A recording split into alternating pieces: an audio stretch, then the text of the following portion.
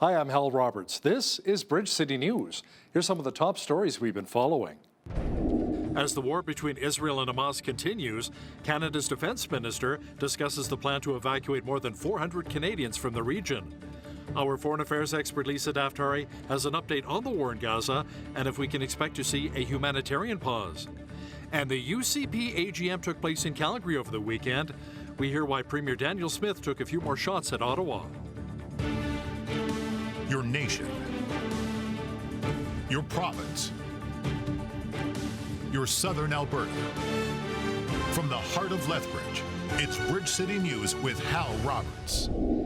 Thanks so much for joining us. Israeli media reports that the country's troops will soon begin pushing into Gaza City. That is as the military wing of Hamas says it fired 16 rockets into both the northern and southern regions of Israel. Palestinians, meanwhile, continue to flee the northern part of Gaza as heavy Israeli bombardment continued at refugee camps during a communications blackout. The terrorist group's health ministry says the number of dead is now more than 10,000 people. Prime Minister Justin Trudeau says a ceasefire is needed so that more humanitarian help can make its way to civilians in Gaza. Aid that includes food, water, and medical supplies. Trudeau says Hamas must also release the more than 200 hostages that are currently being held in captivity. We need a humanitarian pause. But let me repeat what needs to happen and what needs to happen now. First, all the hostages need to be released. We need much more aid going to the Palestinian people, and we need innocent civilians to be protected in Gaza and increasingly in the West Bank, including from extremist settlers. On the issue of Canadians and their families in Gaza, we are encouraged by the assurances that Minister Joly received from Israel and from Egypt that Canadians and their families will be able to leave Gaza in the coming days. Defense Minister Bill Blair says he cannot give a specific timeline for the 450 Canadians who are looking to leave the besieged territory. Blair says Canada is working with other countries to coordinate an exit strategy. The actual movement of people through the Rafah border into Egypt is being closely coordinated with Egyptian authorities, and we have personnel, both our GAC consular authorities, and they are assisted by the Canadian Armed Forces in Egypt. We're also working with international partners such as Qatar, and with who is negotiating with the authority that exists in Gaza, and we're also working with the Israelis. I believe the priority has been placed upon the evacuation of those who are wounded and some of the smaller countries who had very few people in the area. But we have a fairly significant presence of Canadian citizens in Gaza, and our priority is to get them safe. There is no specific impediment with respect to Canadians. We're working very closely with all of the nations that I just spoke of. We also work very closely with our international allies, the Americans and the Brits in the region. U.S. Secretary of State Antony Blinken wrapped up his tour of the Middle East after meeting with both Palestinian leader Mahmoud Abbas and Israeli Prime Minister Benjamin Netanyahu. Blinken says certain questions still need to be answered before we can see a ceasefire in Gaza. This is a process. Israel's raised important questions about how humanitarian pauses would work. We've got to answer those questions. We're working on exactly that.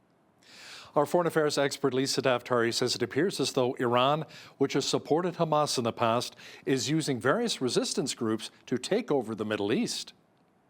Iran will continue to use its proxies. It does not want war on its own soil. So it is using proxies in Lebanon, which is Hezbollah. It's using proxies in Gaza, which is Hamas, proxies in Yemen, which is the Houthis, and of course insurgencies in Syria and in Iraq. So they have the region covered. And this is exactly what we've been warning against for the last decade, where we see Iran's regime sending out weapons to these parts and using their proxies, not only locally, but also waiting for the day to attack U.S. assets, as they are doing right now. Lisa Daftari from the Foreign Desk will have more on the war in Gaza coming up later in our program. Anti-Semitism appears to be on the rise on many university and college campuses here in North America. Pete Peterson is the Dean at Pepperdine University's School of Public Policy. He was recently on TBN Centerpoint to discuss how much of a problem it's become and if anything can be done to combat the anger and hatred towards Jews.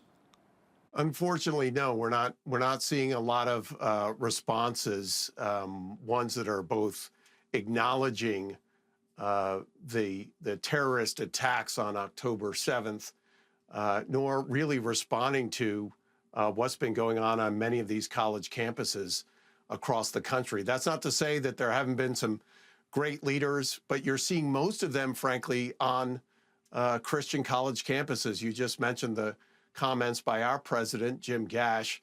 I would also point those to the president of Catholic University and others. But where you're seeing leadership on this set of issues, in most cases, you're seeing those in presidencies of Christian colleges and universities. Well, we saw lots of sunshine earlier today across much of southwestern Alberta, but it appears as though some of the rain clouds have moved in. Jeanette Rocher is here now with an early peek at the forecast. Jeanette, if we do see light showers, they may be short-lived?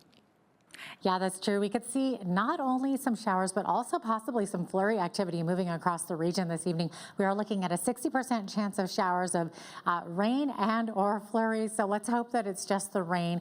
And the good news is, though, by tomorrow, Tuesday, it should be mainly gone. So we're looking at those skies clearing up, mainly sunny skies, high of 10 degrees, looking at those double digits again.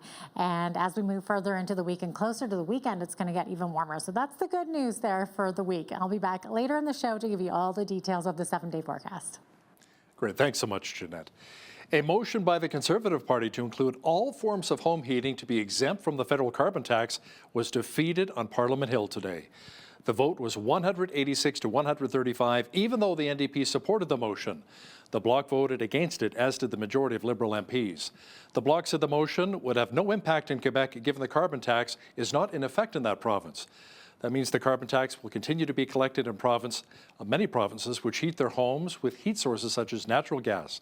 And that includes BC, Alberta, Saskatchewan, Manitoba, Ontario, the Yukon, and Nunavut. The motion came 10 days after Prime Minister Justin Trudeau announced a 3-year pause from the carbon tax price for people who use heating oil, many in the Maritimes. CPC leader Pierre Poilievre says he's not impressed and took another shot at Trudeau. Justin Trudeau confirmed again today that he's not worth the cost. But what we learned is that he's now got a new carbon tax coalition with the separatists to divide our country. Given that the NDP was forced to flip-flop on Trudeau's plan to quadruple the tax, he had to find a new partner to keep him in power and avoid this non-confidence vote from passing. And who was there to save him? The separatists. So he's now signed on with the separatists to divide Canadians into 2 separate classes. Those who will have to pay carbon tax on their home heat, and a small minority who will get a pause from the pain. Now, in a statement at the Premier's meeting in Halifax earlier today, all premiers except Quebec called on Ottawa to ensure that federal policies include carbon pricing are delivered in an equitable way. Well, it was an event-filled weekend in downtown Calgary as the United Conservative Party held their annual general meeting at Stampede Park, and a number of resolutions were passed. BCN's Naveen Day was there and has the story. There was record-breaking attendance at Calgary's BMO Centre this past weekend as more than 3,700 delegates attended the United Conservative Party's annual general meeting. It was a jam-packed weekend of events, so let's get started. One person is taking credit for why this year's numbers are so high. Executive Director of Take Back Alberta, David Parker, says he rallied thousands of people to the AGM to support democracy. I think there's over 2,400 people from Take Back Alberta here, and they're all very engaged. Every annual general meeting of the United Conservative Party, and it's different for every party how they do this, but they elect half of the board every year that governs that party. And that board makes decisions like when nominations are going to be, when a leadership review might be, what the rules of the leadership review might be, where the leadership review might be. So all of these things are incredibly important. It's basically this board picks the rules of the game.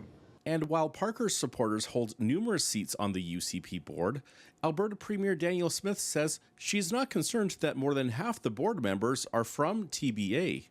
If anything, I would say what I hear mostly from people who want to seek a position on the board is they want to make sure that we have fair, open nominations, that we allow for a proper vetting procedure in advance of somebody being told of a race being open, so that people are told whether or not they're going to be allowed to run in advance. Those are the reasons why people go on a board. There were dozens of protesters outside the BMO Centre, many of whom were holding signs saying, "Hands off my CPP."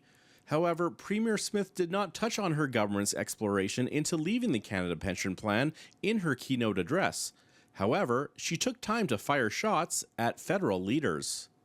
Even despite having their unconstitutional Bill C-69, which you know is the No More Pipelines bill, I've been calling that the Don't Build Anything Anywhere legislation, even despite losing on Bill C-69, that legislation was struck down by the Supreme Court. They are still hell-bent on imposing those destructive leftist policies on the people of Alberta. You know what I say to them? Not a chance. Not as long as I'm Premier.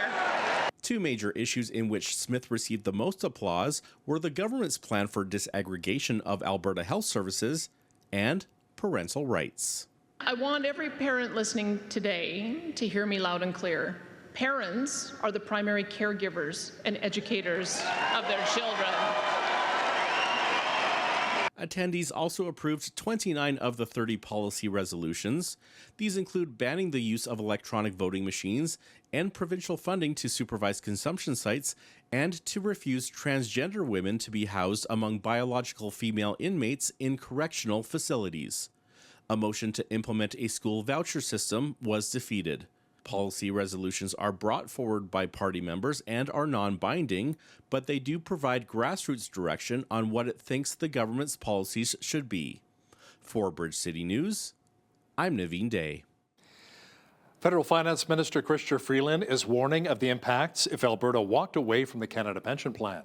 She recently met with her provincial counterparts to discuss what the consequences would be. Freeland says she has asked the chief actuary to draw an estimate of the asset transfer to Alberta should our province decide to go it alone and create an Alberta pension plan. But Alberta's choice about the CPP also implicates every single Canadian. So it was important for all of us, as the federal government and provincial and territorial finance ministers, to be present and to discuss together what the consequences for the whole country would be if Alberta were to leave the CPP, what the consequences would be for people across the country, including for the people of Alberta. That includes the financial reality for a province that decides to withdraw from the CPP. And that's why I told ministers today that I would ask the chief actuary to provide an estimate of the asset transfer based on a reasonable interpretation of the provisions in the CPP legislation. Our officials will work together to define the precise taskings. Well, it appears as though many of our seniors are quite concerned about Alberta potentially pulling out of the CPP. It was a hot-button topic that was not brought up during Premier Smith's address at the UCP's annual general meeting or during last week's throne speech. But as BCN's Jeanette Rocher reports, it doesn't take away from the fact that it's on the minds of many Albertans, including our seniors. Like many senior citizens, Helen DeJager has her share of concerns about leaving the Canada Pension Plan. At first it was like panic because you never know what the heck's going on with your livelihood as we get older. It's a little bit scary. Scary, not just for herself, she says. DeJager is worried for her kids who still have a few working years ahead of them. A little bit leery for the younger generation, let's put it that way. On the flip side, the provincial government says the people of Alberta pay too much into CPP compared to the benefits they receive, and that an Alberta pension plan would fix all of that. But for now, DeJager says she's not buying Premier Danielle Smith's promise that seniors and working Albertans could actually see more money in their pockets if Alberta pulls out of the federal plan for its own provincial one. I think that it's just kind of enticing to make it sound like they're benefiting, but we don't know that yet. So that's still to be found out. Also to be found out is the actual amount Alberta would be entitled to. We're not getting consistent information from different sources about what we're entitled to. Bradley LaFortune is the Executive Director of Public Interest Alberta. He's been doing talks around the province about some of the concerns they're seeing with the province's proposal. Number one, it's not a priority for most of the Albertans that we're talking to. People in Alberta are concerned about the economy, affordability, access to things like healthcare. Number two, within the details of the proposed plan, it's very clear that nobody except for the UCP government thinks that Alberta is entitled to 53% of the asset pool, which is $334 billion. Federal Finance Minister Chrystia Freeland recently said she would ask the chief actuary to provide an estimate of the asset transfer. But Alberta's choice about the CPP also implicates every single Canadian. And although Premier Smith did not address the issue during the UCP annual general meeting over the weekend, she did respond to questions about it at a media scrum. If there was any movement on that, it would be put to a referendum. All the assets would be put towards the fund, as well that you'd either have to see an equal or better benefits or equal or lower premium. I was pleased to see that Chrystia Freeland committed. And once we have that number, we'll have a better idea of whether or not Albertans want to go to a referendum. CPP has been with us since '66. It's been good for 60 years. Why fool around with it? Let's put it that way.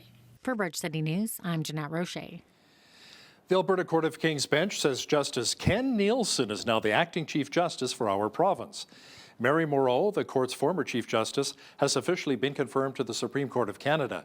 She's filling the vacancy created by the retirement of Russell Brown. Moreau has been Chief Justice in our province since 2017. The City of Lethbridge will no longer be collecting yard waste in green bins every week beginning November 7th until the spring.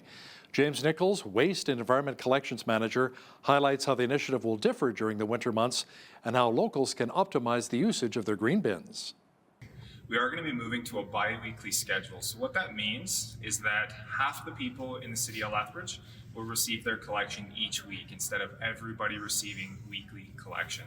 And again, there are lots of items that are still going to be going into the green cart, and that's why we keep that bi-weekly schedule. I really want to take an opportunity now just to emphasize the food waste portion, because we know there are lots of opportunities for people to be putting those food waste items into the green cart. And again, thinking a little outside of the box. So again, thinking of things like pizza boxes, paper towels, those soiled cardboards, not just things like your eggshells and traditional food waste. Over the past 6 months, the city has seen more than 4,000 tons of materials being redirected from the landfill and into the green carts. So good to see. Also good to see a little bit of sunshine today and feel some of the warmer temperatures. You know, the average at this time of year in southwestern Alberta is about 7 degrees. We've actually been above that lately, and that should continue for the short term. Full weather details are on deck.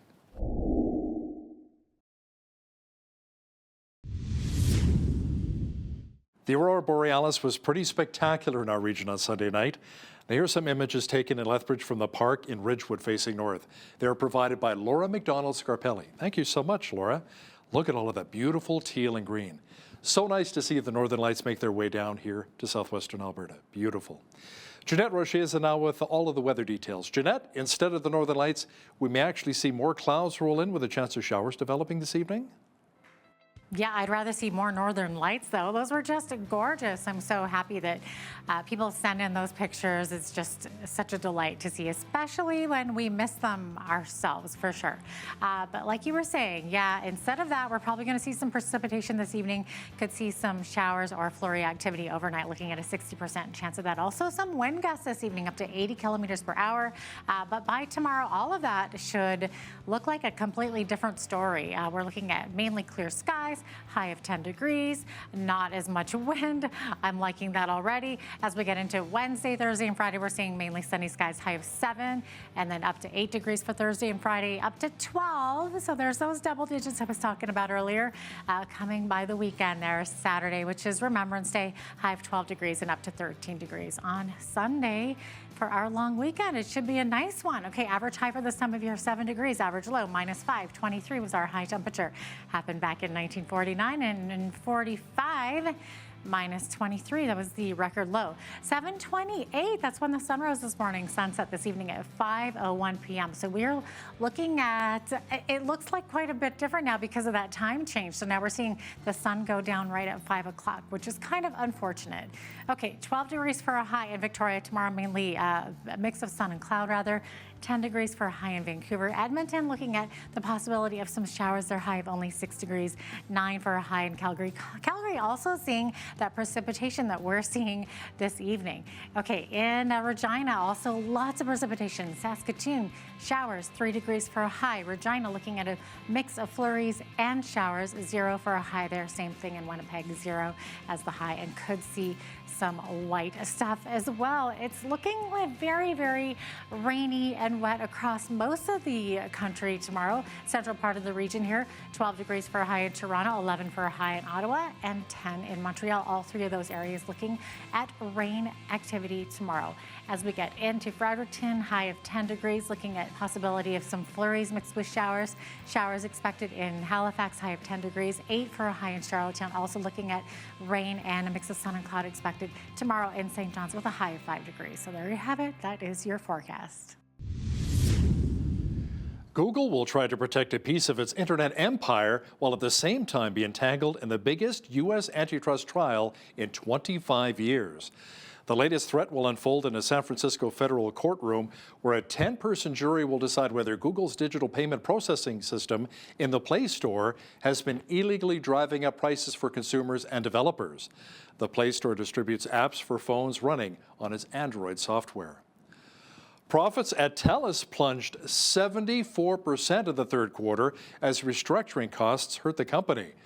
Last August, TELUS announced it was laying off 6,000 people due to issues around regulation and competition. At the time, company officials said its planned restructuring would cost the company $475 million this year, but eventually lead to annual savings of more than $325 million. Among other factors, TELUS attributed to the decline in profit were higher depreciation and amortization from its network build-out and acquisitions, along with higher financing costs. The average house price in Lethbridge right now is $370,000. Now that's according to Jeff Reimer, a Lethbridge realtor with Royal LePage. Reimer says what's really popular right now, however, are homes in the $200,000 to $300,000 price range. Last month I was at a house on the west side, about $300,000, and there was a lineup of agents and buyers on the street, about 5 to 7 groups of them, and they had 5 offers on the house. So that's not in every price point, and certainly not typical in the $600,000 price point. But yeah, in that lower price point, 2 to 300, and even 3 to 350 still is pretty slim pickings. Jeff Reimer from Royal LePage will also discuss how the recent high mortgage rates have been impacting first-time homebuyers and those who are trying to renew their mortgages. He'll have details coming up after business news. Now, here's a look at today's markets. The TSX was down 80 points on the day to finish at 19,743. The Dow was up 34 points to 34,095. The S&P 500 was up 7 on the day to 4365, and the Nasdaq was up 40 points to 13,518. West Texas Intermediate Oil was up 39 cents to $80.90 U.S. per barrel. Natural gas was down 24 cents to $3.28 U.S. Gold was down $14.75 on the day to $19.7790 U.S. an ounce, and silver was down 19 cents to $23.03 U.S. an ounce. Feed wheat is at $9.30 per bushel, barley's at $7.29, canola's at $15.92, and corn is at $8.59 per bushel. Live cattle December contract was down $2.55 to $181.33. Feeder cattle were down $3.43 to $237.18. And lean hogs December contract was up 65 cents to $72.40. The Canadian dollar was down slightly over the past 24 hours to $72.99 U.S.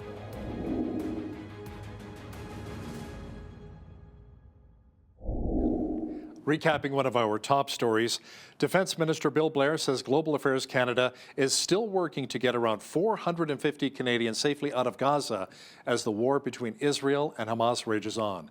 He says there's a plan in place to have hundreds leave within the next few days. Will we actually see a ceasefire in Gaza so that more humanitarian aid can make its way in? Our foreign affairs expert, Lisa Daftari, will have the latest on the war between Israel and Hamas in just a moment. Listen, when you see news happening in your community, be sure to send us an email at info@bridgecitynews.ca. And if you missed any of today's local stories, visit our website, bridgecitynews.ca.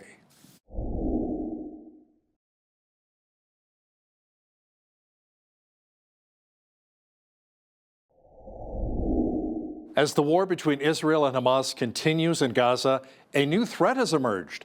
Iran's defense minister says, quote, the United States will be hit hard if Washington does not push for a ceasefire. Now, thousands of lives have been lost in retaliation since the terrorist attack by Hamas in southern Israel on October 7th, which left more than 1,400 people dead. Now, to chat about this recent threat in more detail is our foreign affairs expert and the host of the Foreign Desk, Lisa Daftari, joins us once again from Los Angeles. Lisa, Israeli Prime Minister Benjamin Netanyahu says there will be no talk of a ceasefire unless Hamas releases the more than 200 hostages. So let me ask you, how much influence does the United States have on Israel right now? They do. They've always had influence, and they always will, particularly when our Secretary of State is in Israel making his rounds, meeting with Palestinian leaders, meeting with, obviously, Bibi Netanyahu. They have look, Israel doesn't have too many friends in the region, as we know, so they obviously look to the United States for support, regardless of which president is in office. There is usually a consistent relationship. I don't think Biden's relationship with Bibi Netanyahu has been particularly great, or with Israel. He hasn't given them the kind of support we saw, for example, under President Trump or President Bush. But you know, the United States is quite influential. The only thing that we're seeing from the United States right now that might be problematic is that both sides feel like they could get more from the president of the United States. So you have the Palestinians and unfortunately the Hamas supporters as well, and unfortunately they're bundled together, are pushing for a ceasefire before they're calling for the hostages to be released. Of course, most sane people think it's quite fair for any leader to say, we're not going to stop until we get our civilians back. There are babies being held by terrorists. And it's mind-boggling that people keep saying humanitarian ceasefire. I just got another email from the United Nations. We must push for a humanitarian ceasefire. We must push for a humanitarian cause, which is getting those innocent civilians back who are being held hostage by terrorists. So that's where we have it right now. Of course, the United States has a ton of influence, the Europeans, the United Nations, everyone, but everyone must be doing what is right. I don't care if you support Palestinians or Israelis, or you don't even need to have a side in this. You have to understand that the hostages have to be released. So what's the latest, Lisa? Have more hostages been released, including some of those babies? Unfortunately not. I know that the mission inside Gaza, although it's focused on the Hamas headquarters, the weapons depots, etc., the priority is actually to get those hostages out, to locate them, to be able to get them out in a safe way, of course, without any harm. One female soldier was rescued by IDF forces over the last week. And as you know, 4 have been released by Hamas themselves, but we are still looking at over 200 hostages who are being held and have not to this moment been rescued or released yet. Lisa, some military experts believe that Iran is using resistance groups in Iraq to exploit the Biden administration's fear of escalation to gain power in the Middle East. There are reports that bases housing U.S. and coalition troops have been attacked at least 28 times since October the 17th. Yeah, and you don't hear about it because the Biden administration does not want this to escalate. They do not want to get involved. And they have on occasion said that this is very different and separate from the war between Israel and Hamas. It is not. This is actually, on a grander scale, Iran's regime's war against the West, which is the big Satan, the United States, and the little Satan, which is Israel. They could not be more clear about it. And they continue to make threats against the United States, right? For example, when you just said Iran's regime says, we will retaliate against the United States if there is no ceasefire. So obviously they see Israel and the United States as one. Right. You know, we wouldn't see it that way because I know the Biden administration, again, is trying to play both sides and trying to be as fair as possible, what they believe is fair as possible, without seeming to be overly in support of Israel or get involved with the proxies. Iran will continue to use its proxies. It does not want war on its own soil. So it is using proxies in Lebanon, which is Hezbollah. It's using proxies in Gaza, which is Hamas, proxies in Yemen, which is the Houthis, and of course, insurgencies in Syria and in Iraq. So they have the region covered. And this is exactly what we've been warning against for the last decade, where we see Iran's regime sending out weapons to these parts and using their proxies, not only locally, but also waiting for the day to attack U.S. assets, as they are doing right now, trying to drag the United States into this war. But of course, the United States is trying to resist as best as possible. In a bipartisan vote last Friday, the GOP-led House passed legislation that would impose new sanctions on ports and refineries that ship or process oil from the Iranian regime. Now, how much could this really help the situation right now in the Middle East? Yeah, it's a little too late, as they say, but I want to just draw out a few different points here and connect them. A lot of people talk about the United States actually having a hand in helping Iran's regime, emboldening them, giving them the funds to carry out these kinds of attacks. Why do we say that? We know that Iran's regime is supporting Hamas, supporting Hezbollah, supporting the Houthis, etc., with the help of Qatar and other bodies, but mainly Qatar and the United States is loosening of sanctions. For example, Iran has been able to sell oil to people like China and make billions on their own. So in the last year and a half or so, they have had 60 to 90 billion in oil sales and revenue. They have had obviously sanctions removed where they can do, many other things and trade at least regionally the way that they'd like to. We have seen them carry out many human rights abuses without any consequence. We have seen them get $6 billion on top of a very lopsided prisoner exchange just recently. And a lot of people say, well, that $6 billion didn't really get cashed yet. The check is still sitting there. Well, perhaps, but they have gotten billions more in very different places. And don't forget, under the Obama administration, they got 90 billion on top of the nuclear deal, which got a few prisoners out as well. Taking hostage, does that sound familiar? Yes. Iran regime did it to the United States right after they came into power, 1979, 1980, and they have taught their proxies to do it also. That's what we're watching Hamas do at this moment. Connect the dots, people. Iran's regime is involved. The United States has to stop, and the West in general has to stop empowering, emboldening Iran's regime, because they are the head of the dragon and very much responsible for all of this. And now there are reports that the leader of the Hamas terrorist group had a recent meeting with Iran's supreme leader, Lisa. Right. I mean, do we need any more evidence that Iran's regime is involved? In the first weeks that this happened, we saw Antony Blinken, the State Department spokesperson. We saw even President Biden himself saying, we don't really have any indication that Iran's regime is involved. We will continue to monitor this. They are saying themselves, we're involved. We're meeting with Hamas. There was a Wall Street Journal expose that actually outlined Iran's involvement in all of this, the meetings that led up to this Hamas massacre on October 7th, the money that went into carrying out this attack, the training even was provided by Iran's regime. So we know their fingerprints are all over this. U.S. Secretary of State Antony Blinken met with Palestinian President Mahmoud Abbas in the West Bank, Lisa. Now, a recent report by the Associated Press says it was to coordinate more of an effort to help civilians in the Gaza Strip and to determine a post-war scenario for Gaza. I know, it's mind-boggling, because for people who don't know much about this region, they say, oh, but there's Mahmoud Abbas, there's the Palestinian Authorities, the PA. As you know, the PA is an offshoot, or I should say the child of the PLO. Yasser Arafat was the leader of that organization. They have never been proper leaders for the Palestinian people. They have never advocated for peaceful solutions that would give the Palestinian people the stability and the safety that they want. Instead, they have taken every dollar and put it into terrorism. Any money that they get for their schools, they're indoctrinating their children. They've never been proper leaders for the Palestinian people. And now Antony Blinken and the West probably feels as though, well, the PA is a better alternative to Hamas, which probably, but we're talking about degrees of difference here.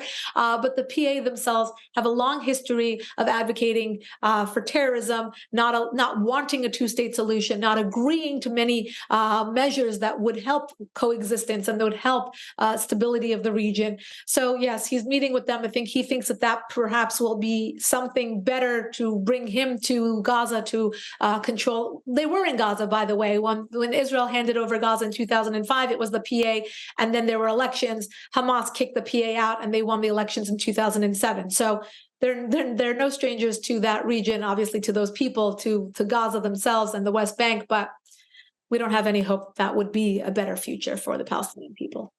Lisa, let's circle back to the hostages for just a moment here. The U.S. military is flying spy drones over Gaza to search for the more than 200 hostages who were kidnapped by Hamas last month.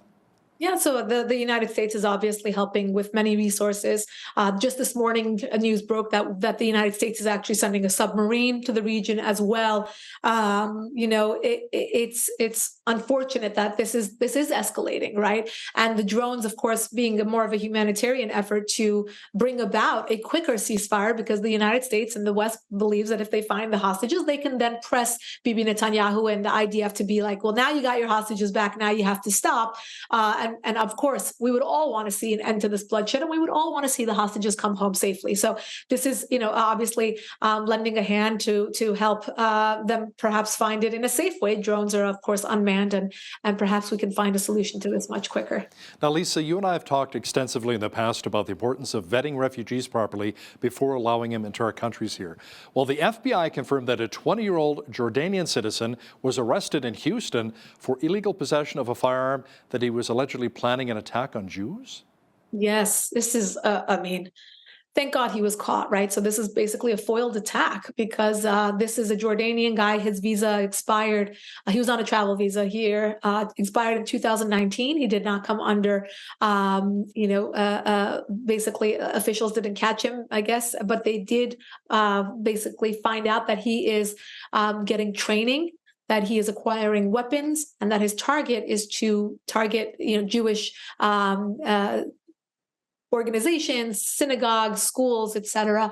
And thank goodness he was caught in time. We had another woman in Indiana who is being called a terrorist because she plowed into a building believing that it was a Jewish school. I think she was wrong, but she wanted to kill Jewish children. That's the bottom line. And we have to ask ourselves, is this the new normal? I mean, look, this war will hopefully end sooner rather than later. Hopefully those hostages will come home. There will be a ceasefire. There was, just like there was on October 6th, we will go back to a region that is at its boiling point, but is not boiling over. But we will also have to live our lives knowing that these people live among us, that people who are willing to drive into a school to use their cars as weapons to kill Jewish children on American soil. I know you have a similar situation in Canada where you're seeing a lot of anti-Semitic attacks. It's all over the world. We're seeing it in Europe and all over. This has to stop. We have to implore our lawmakers. This is a bipartisan issue. No group should be, tolerating any sort of hatred like this, particularly violence against civilians and children. It's a bigger issue, I think, and I think this is what we have to deal. This is the day after, and this is what we have to deal with going forward: is to really rid the world of this horrific cancer. And we're seeing a lot of anti-Semitism on the rise in both university and college campuses. What's being done right now to really combat the hatred of Jews? Hal, for the first month, we're a month into this conflict, we saw a lot of universities basically backing away from the issue and saying it's free speech because they thought it would just go away. It's not something they wanted to deal with. And of course, we have to remember, anti-Semitism is rampant, especially at elite universities. The left loves anti-Semitism. It's really impossible to say it's on both sides right now. We're not seeing so much. In the past we have. I'm not going to sugarcoat that from the far right, but the left is the beacon of anti-Semitism right now, and they have to call it out or it's going to become a much bigger issue. We have seen a few arrests. I saw another arrest this morning in Massachusetts for a guy who punched a Jewish kid in the face at a university, spitting on Jewish students hiding in the cafeteria or library in Cooper Union in New York. We saw kids hiding in the library, and the librarian offers them to hide in the attic. I mean, we're talking about, we've never seen something like this. This is what we read about in the Holocaust. And to have it happen here in the West, especially at universities, which are the places where people are supposed to become enlightened and learn and become, tolerant. And really, it's a very, very scary time, not just for Jews, but for anybody who is watching this and has a sane mind, to see any group targeted like this and to see others just standing by and not doing anything about it. So I think that things have gotten so out of hand that the universities are really stepping up efforts to curb this. We're hoping that that's the case, but we do hope that this will be something that comes to an end very, very soon and does not outlast this war. Yeah, absolutely. She's our foreign affairs expert and host of the Foreign Desk, Lisa Daftari. Thanks again for joining us today from Los Angeles. Of course. Thank you. My pleasure.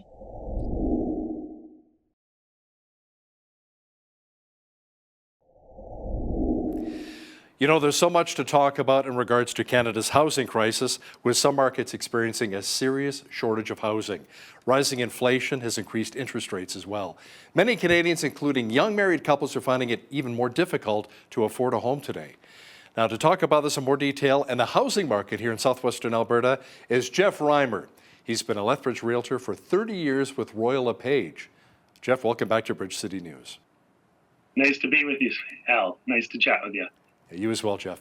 Now, how have rising mortgage rates really been impacting many of your clients?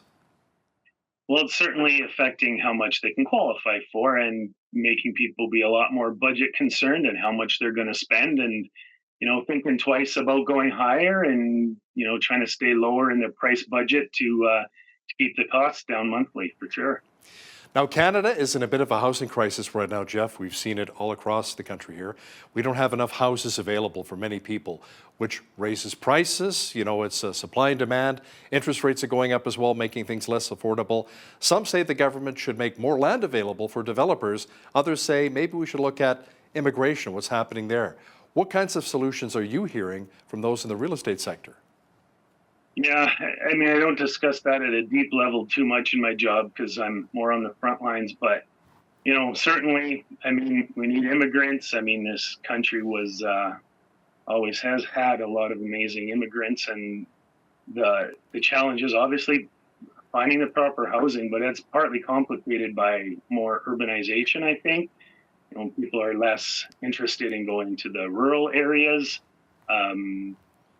As kind of a general trend, but I mean, we've got lots of land here on the prairies. So for us, I mean, it's always a matter of where you want to be and if you're going to want to be closer to the bigger centers. But there's lots of great spots available in towns in and around southern Alberta, for sure. It's funny, my parents themselves were immigrants when they came over from Europe. I'm a first-generation Canadian, and my father went to Vancouver first, and he says, way too much rain. He couldn't handle Vancouver. Went to Regina, Saskatchewan. He says, it was way too cold, and then way too hot. So that's when he settled on Calgary, and he came to Alberta. So, Jeff, what is the housing supply like right now in southern Alberta? How many listings are there right now compared to, let's say, a year ago? Yeah, there's certainly less this year. I'd say residential, various types, probably about 100 less. I think there's about 460 or so, roughly residential this year. Now, it's a little bit tough stat to be exact on because it depends what genres you include, but I don't think that includes manufactured home parks. But yeah, right around 466, including condominiums and detached houses. And last year, yeah, it would have been about 100 more, give or take. So it's certainly less selection right now. Are manufactured homes becoming a little more popular? People that don't want mortgages and when interest rates go higher tend to lean to consider those more. You do have the monthly pad rent, which is like having a chunk of a mortgage in itself. You know, if you pay $600 a month, I mean, that could lend you around, or you could borrow about $100,000 or whatever based on that monthly cost. But yeah, I think people do try to be, especially older and senior populations, they dislike mortgages, and when rates go higher, even more so. So they tend to take their cash, even if they have a big monthly pad fee, they still like to be mortgage free. And so when interest rates go higher, manufactured home demand generally in Lethbridge area and southern Alberta goes up. And I think they've come a long way since the early days back in the 70s and 80s, way much right? More. They've come a long way. Oh, yeah, way much more insulation, better build, more versatile floor plans, more choices, for sure. That's come a long way. Now, what's the biggest complaint you hear from those hunting for a home right now when it comes to things that are making it a real challenge for them to purchase outside of higher interest rates? I know for myself, I just renewed. I went from 2.79 4-year closed to a 5.09, But you know what? That's a huge hit, but that's not bad because right now, that was like 3 weeks ago. Now it's 6.75. Yeah. Yeah, you can probably get closer to 6 if you shop around a bit. But yeah, definitely it's making it tougher on buyers for selection, and they feel more rushed in their decision making. So rather than looking at, a few choices and taking the time, and they feel rushed in a decision, especially if you happen to be in a multiple offer situation. So in some price points, especially the lower ones, it's still common to potentially be in a multiple offer situation, and then you feel rushed on your decisions, and you don't always make the perfect choice every time in terms of dates and in conditions, and you feel pressured to do that. So not finding as much selection as some folks might like, especially in the lower price points, and then the challenges of potentially multiple offer situations. Sometimes you might try once or twice and not get the house you want, so it's very frustrating. Do you find with multiple offers as well, sometimes people want to come in with a clean offer so it's not subject to financing and home inspection, so they have a better shot at getting the home? Yeah, that's sometimes considered, and you have to be real careful with that because, generally I'm going to recommend a home inspection and subject to financing, even if it's just a small amount, to be safe. But yeah, for sure, that's always an enticement to a seller to take something that's cleaner. And that's a challenge with folks because banks right now aren't super quick. So a lot of them are wanting at least 2 weeks for a condition of finance. And in the past, that would have been just, longer than necessary. But now it's kind of very common to have a couple of weeks for mortgage condition. So Jeff, what's the average home price right now in Lethbridge? For a detached, it's around 370, 375, I think. It fluctuates a little bit here month over month, right? So it's hard to be exact, but right now it's around that 370 for a detached home. Of course, if you include condominiums and manufactured homes, that's going to lower that average. But yeah, it's about 370, which hasn't changed a ton over last year, but in different price points and categories, it has changed quite a bit. So if you're going to buy a condominium, let's say, or a half duplex, those would have raised up from last year. Whereas if you're buying a $600,000, $650,000 house, there's more selection in that price point, and that may not have gone up and may have even have inched down a bit. So what prices are really selling the fastest right now? Is it a lot of starter homes that maybe empty nesters want to move into and young couples maybe getting their first mortgage, their first home? Absolutely, that, and of course our student population in Lethbridge. So, and that overlaps all those genres, right? Because when you're downsizing, you're coming off maybe a big 15 or 2,000 square foot house, and you're downsizing into 1,000. Or when you're a starter house, yeah, you're looking and overlapping that genre, and then of student housing and revenue buyers now as well, because the rents are decent for landlords, especially if they have good equity and they're not in high interest rates. So all the genres overlapping right now in the affordable ranges. So yeah, 200 to 300, very active. If you have a good house listed 300, you might get multiple offers. And last month I was at a house on the west side, about $300,000, and there was a lineup of agents and buyers on the street, about 5 to 7 groups of them, and they had 5 offers on the house. So that's not in every price point, and certainly not typical in the $600,000 price point. But yeah, in that lower price point, 2 to 300, and even 3 to 350 still is pretty slim pickings. So that house on the west side with the multiple offers, what did it end up selling for? It went for over full price, and my buyers went in. They had a unique condition, but they were over full price, and they weren't considered, or they went with the offer that was thousands over full price in that case. So Jeff, are there certain areas of the city that tend to be more popular for buyers right now? Well, the west side has a bigger land base, so there's more sales over there now. I think there's more over on the west side than north and south combined right now for homes. So, and out of town buyers, which we have more of right now. We have BC buyers that are taking advantage of the higher prices there, cashing in and then moving here and having some extra cash left over and getting a better property, or just downsizing and then setting aside money. We're seeing a lot more of that from Ontario and BC. And, they don't mind a little 2-minute drive across the river valley. So the old school Lethbridge Southern people, you say, oh, I don't know why you'd buy way over there on the west side. But, that 2-minute drive for out of towners that have been commuting, half hour, an hour to work every day, that's nothing. So the west side is very popular, but south is strong, north is strong, and areas around Lethbridge right now too. The rural communities have a lot of strong demand right now as well. Let's talk a bit about that. Maybe people want even more bang for their buck. They're going to some of the bedroom communities like Coaldale, Raymond, and Nobleford. I even have a few friends who moved to Tabor, and it wasn't just for the corn. Yeah, corn's good right now. I had some last night. Boy, that was sweet and good. I love Tabor corn. Great reason to live in southern Alberta for sure. Now, is a variable rate mortgage a good option in our current market, Jeff, or are people now leaning more towards the fixed mortgages? What are your thoughts? Yeah, it all comes down to monthly costs, right? And when you're talking about these urban centers, for sure, Nobleford, Coaldale, Raymond, those areas are, almost hotter than Lethbridge in certain parts right now because of people trying to keep their costs down. And in the variable rate and fixed rate mortgages, it's a personal choice. You need to, talk with your family, talk with your professional, and talk about options. It depends where you're at financially and your tolerance for risk.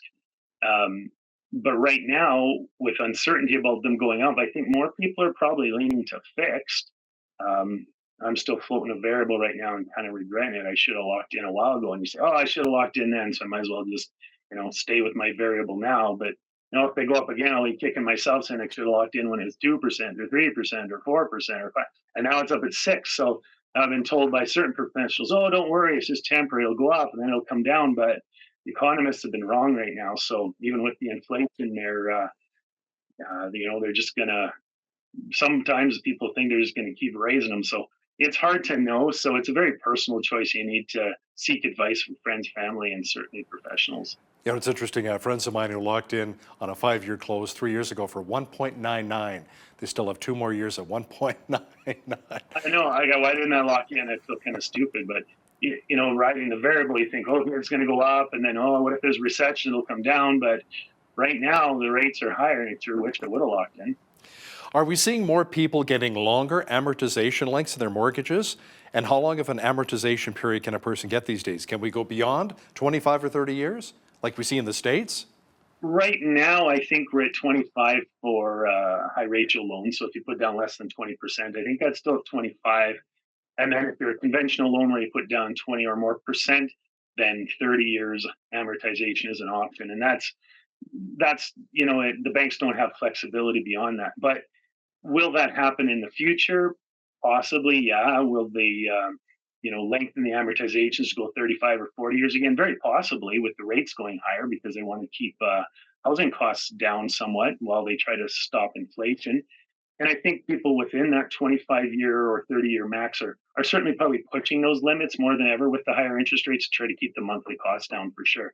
I spoke with a mortgage broker today and she said, yeah, you're 25 and 30 there capped, can't change that. But more people that might not have, pushed that 25 or 30-year limit before are pushing those limits now because of the higher interest rates for sure.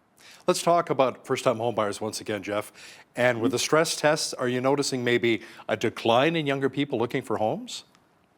I don't have hard, fast stats on that, but I don't know if how much is really changing there because when they raise the stress, there has to be some of that because if people have to save up that little extra down payment, but 5% is still 5%, isn't too much different when house prices raise or the interest rates are a little higher. So your minimum down payment to save up doesn't change a lot. So people can still get in, but they're having to consider the lower price points because of the higher interest rates.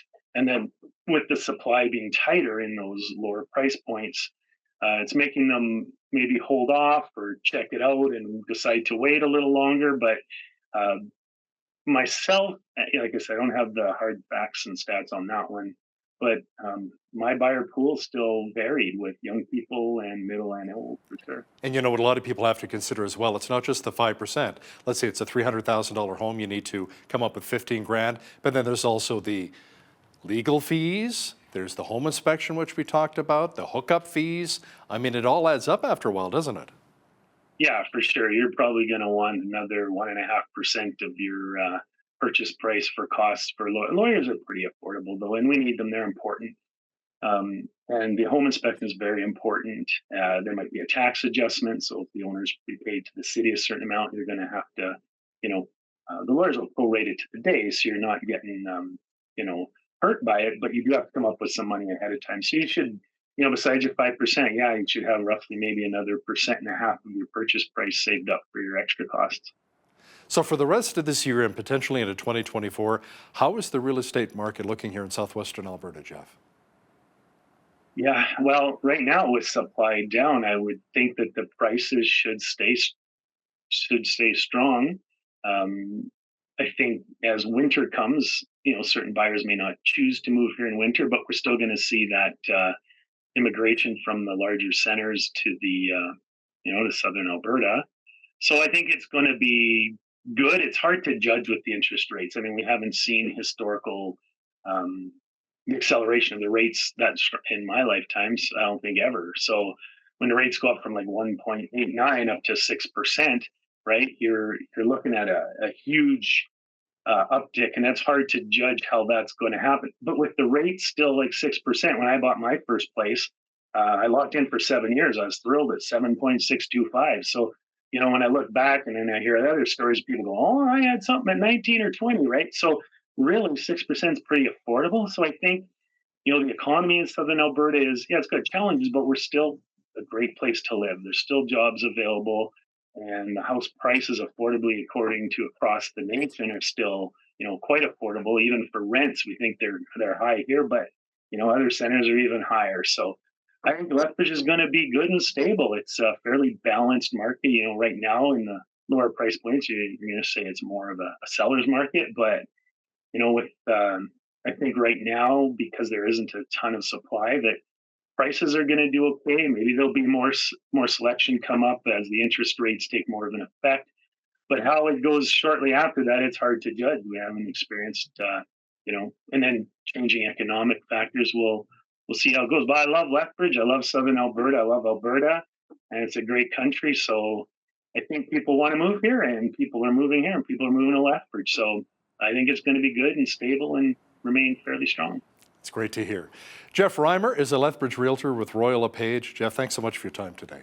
Hey, nice speaking with you, Hal. Thanks for the opportunity. Have a good day. You too. And on behalf of all of us here at Bridge City News, I'm Hal Roberts. God bless, and thanks for watching.